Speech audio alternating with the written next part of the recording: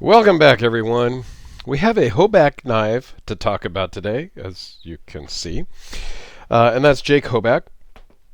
And this was sent in by my buddy Cliff, who I sold a knife to, and then he's like, "Hey, do you want to check out a couple?" So he's sending a couple of knives in, which is awesome. So we've been chatting a lot, and good guy. So I appreciate that.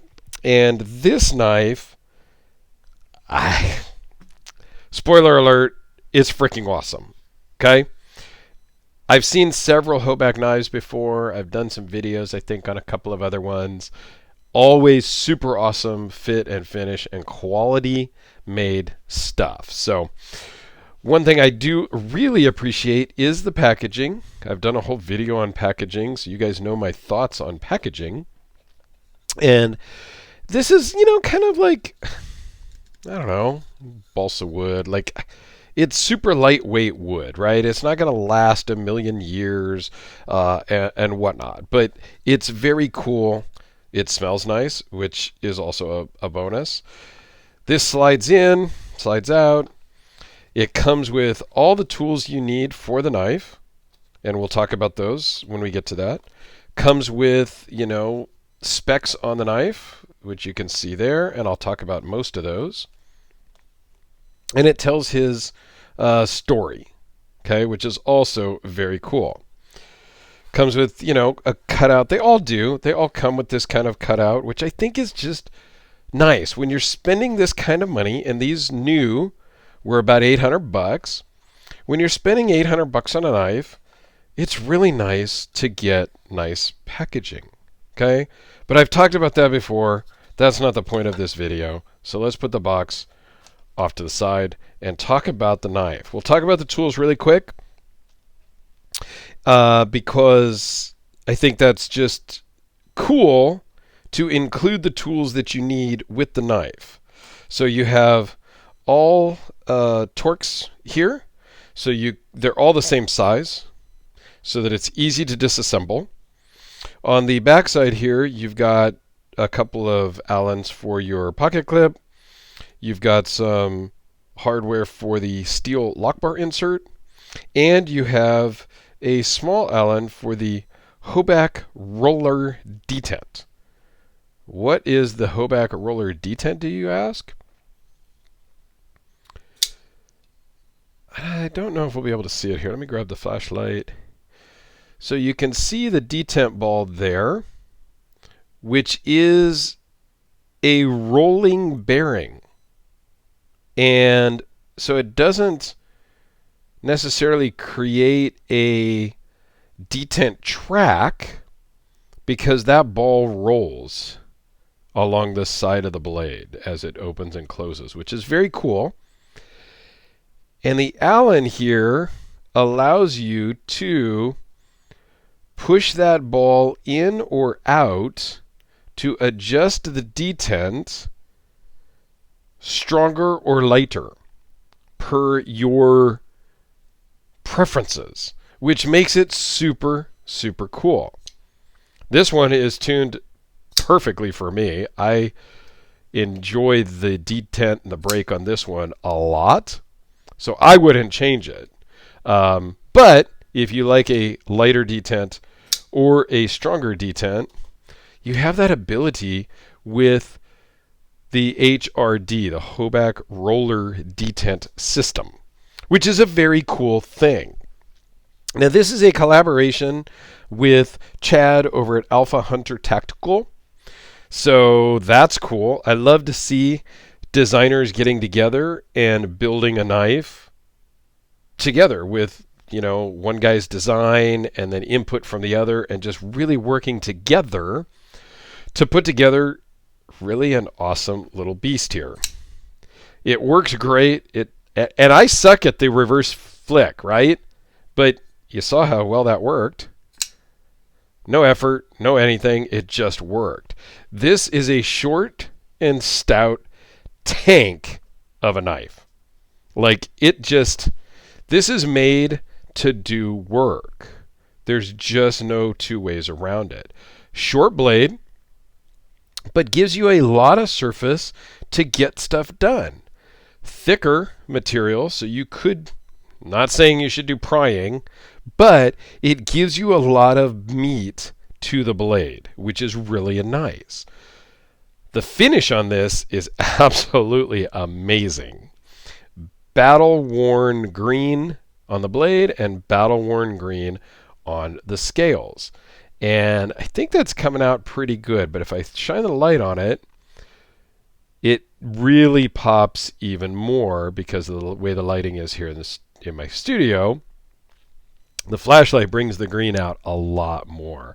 And you can see right here in the fuller, it's even worn a little bit more green.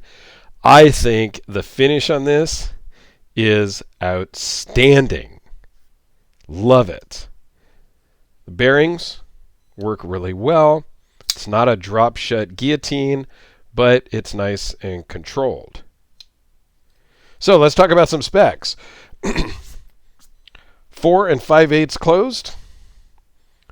7 5/8 overall, with a 3.03 inch blade with a 2.88 inch cutting edge. This is CPM Crew Wear blade steel. The blade thickness is 0.188, so you have a lot of meat there to work with. Overall thickness is 0.586, so it gives you a really good purchase in the hand.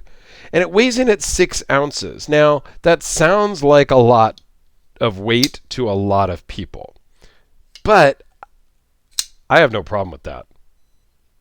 6 ounces. This carries great in the pocket. It is just a bent steel clip. The retention is perfectly fine. It may be a little loose to some people, but it's not going to fall out. It works just fine. It's super easy to pull in and out of the pocket. Inside, they have done a lot of lightning milled pockets on both sides of the scales, which is able to get you that 6 ounces. It does have a steel lock bar insert and an over travel stop so that you cannot unspring the lock. Is that a thing?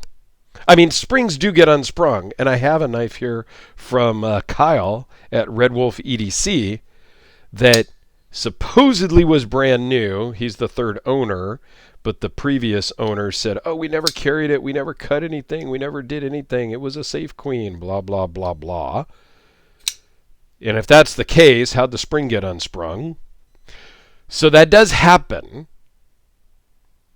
but I don't know.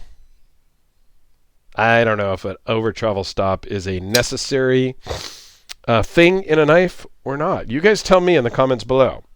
So when I do review that Dwayne Dwyer, I believe is what it is, I will talk about the unsprung lock, and then I will take it apart and I will respring the lock, if that's how you call it, and then follow that up with another video. But anyway, that's off topic. Hoback knives, WarHorse. Let's do some size comparison, shall we? Here it is next to the Sharpie, the Spyderco Delica, the the Boker Desert Warrior, because it's such a contrast. Just had to share it. Quiet Carry Waypoint. Just kind of run through a few things that I got here on the table. And the Hellraiser P-Series. Hey! And another overbuilt in the same, kind of genre is the Midgard's Messer Bomber. Fairly same thickness and overbuiltness, just a little bit longer on the bomber. So there you go, guys. A quick rundown of this fantastic, awesome little tank of a knife that I am sure Cliff is going to be super happy with, because he has not seen this in person. He bought it, had the seller send it to me for video, and I will send it off to him shortly once I review his other video, the other knife that he sent me that also came from a person he bought it from. So I love it. I love getting knives before the owners, being able to show them, handle them. Oftentimes I've broken them in for the new owners if it needed to be, because I've gotten some brand new knives also. And then I break them in for the new owner, and then I send it off. So I love that, and being able to share with them. And then, on the side, I do the video for them. They can see it. And then off to the side, we're chatting, and I tell them the good, the bad, my I'm not going to say my true thoughts, because I'm telling you guys my true thoughts. But I give them some more details because they're able to ask specific questions, and I can look at the knife and tell them more what they want to know maybe before they get it. So that's all. But no, I tell you guys my honest feelings, and I love this knife. So thanks for watching, everyone. Have yourselves a great day, and we'll see you tomorrow.